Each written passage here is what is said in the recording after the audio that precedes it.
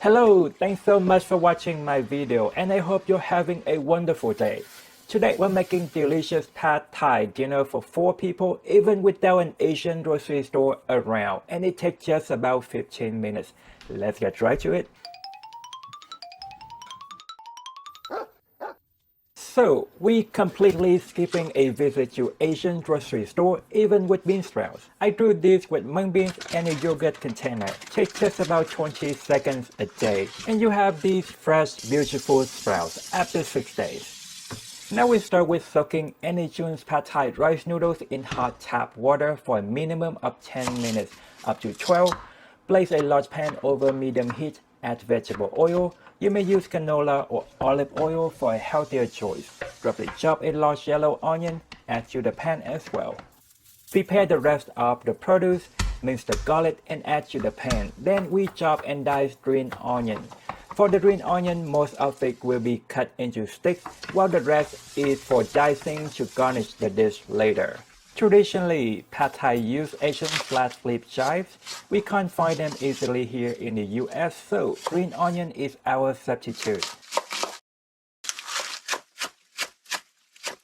You can always do all the prepping first before starting the pan, or doing prep, cook and clean at the same time the way I'm doing, just to save some time, but do what you are comfortable with.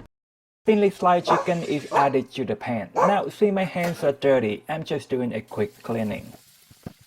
Now we just stir occasionally. In the meantime, prepare our sauce by mixing these ingredients together. Remember, authentic pad thai does not contain ketchup unlike some US restaurants do. It has to be tamarind, which is more expensive, so that's understandable. But if you make it at home, make it right. Push everything aside, eggs in, break and stir until just form up. Add shrimps. I'm using wild-caught large shrimps that are peeled and deveined for convenience. Wild-caught shrimps are better in texture and flavor, also in nutrients compared to farm-raised. If a package does not say wild-caught, it is farm-raised, just so you be aware of that. Noodles are in, salt is in, mix with a pair of tongs and cook until the noodles are tender to your liking. Add the green onion sticks, mix up, then remove from heat.